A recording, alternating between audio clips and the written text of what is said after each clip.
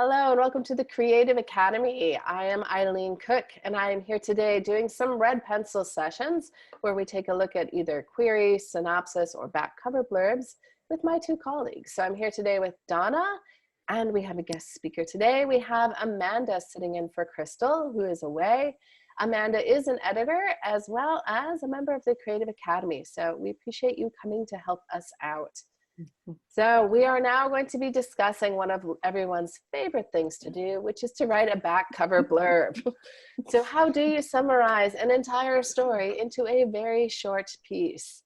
And we have a piece today from Marianne, who has actually been working on this. So this is a revised version, so you can scroll back and see an earlier version of this in our library. But to start us off, I'm going to ask, since we don't get to hear from you very often, Amanda, if you would read the Amazon back cover blurb for us. All right. Nikki Ballantyne loves a thrill. When not riding helicopters, climbing towers, and rescuing stranded hikers, her idea of fun is parkour, leaping from tall buildings and flipping through the air. She's on an enforced holiday in the south of France, away from her rope access rescue job, when she meets both sexy Luc and giant Didier at a medieval festival in the village of Petit Bergeron. On the cusp of making a life-altering decision, Luc is irresistibly drawn to daredevil Nikki, even though she upsets his carefully laid plans for a perfect future. Despite off-the-charts chemistry with Luc, Nikki pushes him away. She's willing to take any risk as long as it doesn't involve her heart. Constantly tormented by local bullies and terrified of his own oversized shadow, Didier needs her help to win the love of a local seamstress.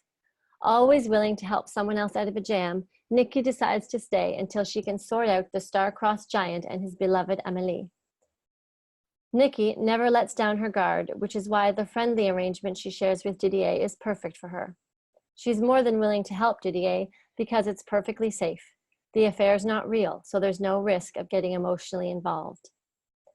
But while Nikki can teach him about romance and even go so far as teach him about intimacy, she gets more than she bargains for. When their forged affair inevitably ends, she's confronted with the fact that in teaching him how to make love, he's taught her a valuable lesson in how to be loved. Didier's love for Amélie and his commitment to do whatever it takes to win her primes Nikki for understanding that vulnerability is a big part of real relationships. True love requires risk. Luc, determined not to let go of the intense new feelings he has for this reckless woman, can do nothing but watch the train wreck of events unfold in Petit Bergeron and try to keep anyone from getting hurt. When Nikki is injured in a terrible bicycling accident, she has more to learn about being vulnerable.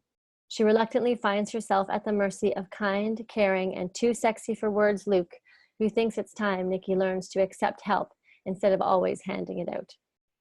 She also included a short excerpt as well, but I think we're going to focus on the back cover blurb right now.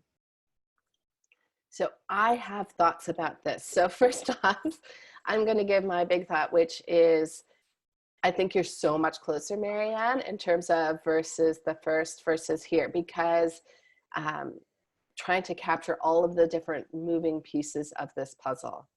And here is my 100% biggest thing that I think you need to do. After the line, true love requires risk, delete everything below. I don't think you need the 2 paragraphs about Luc and then Nikki in the car accident. I think you're just getting lost in the details.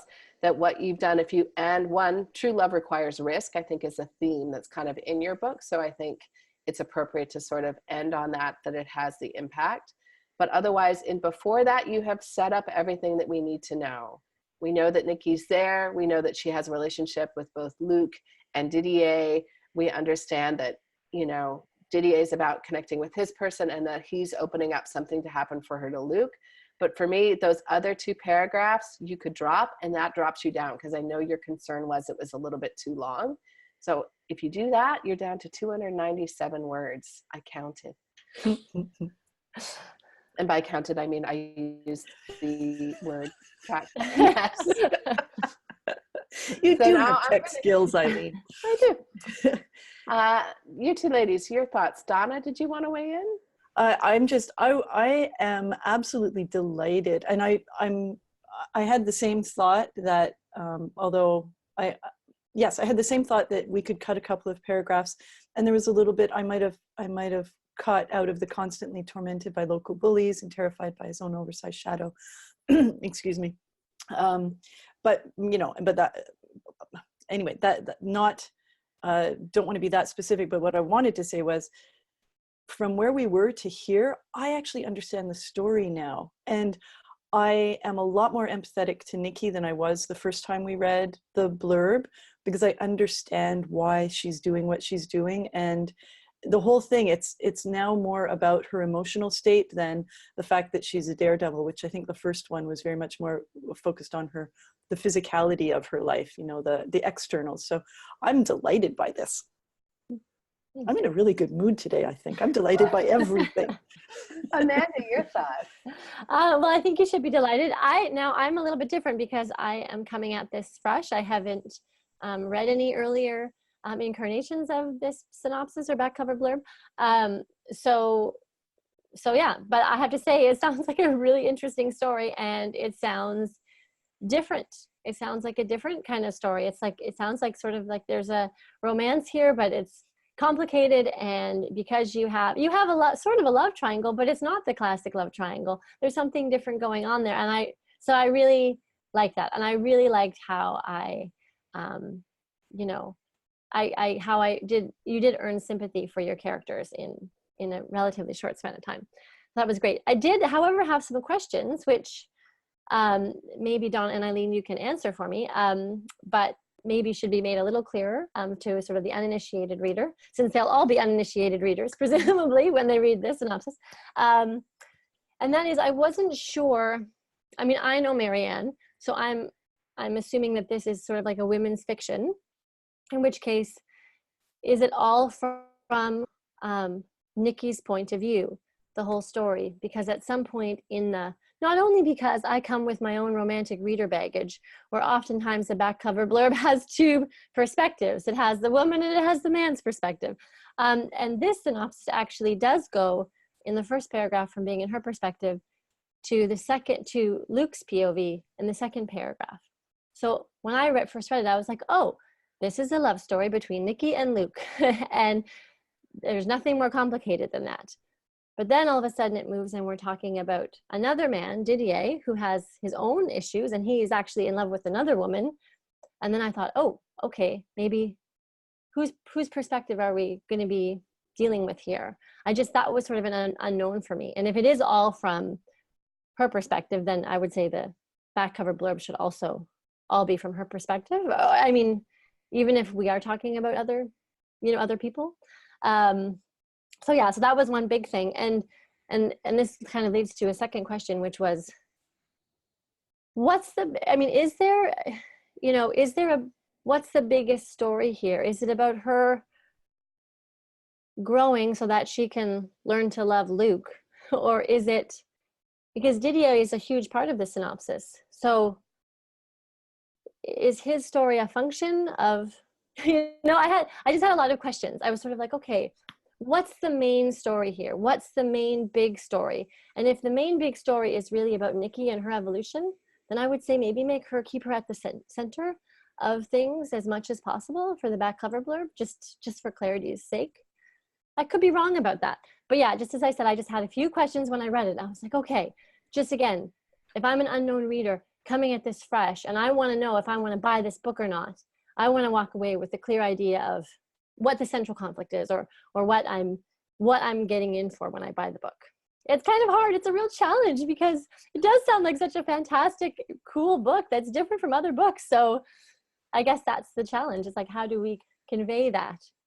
Well, and I think that has been the challenge for Marianne, because she is writing what would, we even had a great debate, like, can you even call it a romance?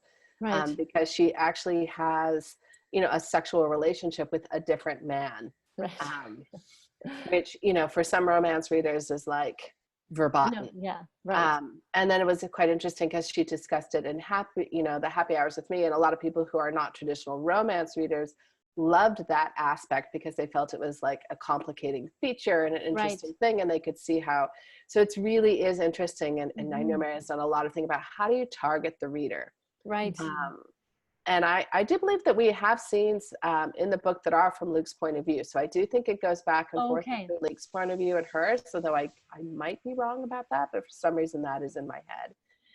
And truly, I think it's going to be that balance around trying to show that the scenes with Didier and her relationship with him is what awakens her ability to have the relationship with Luke.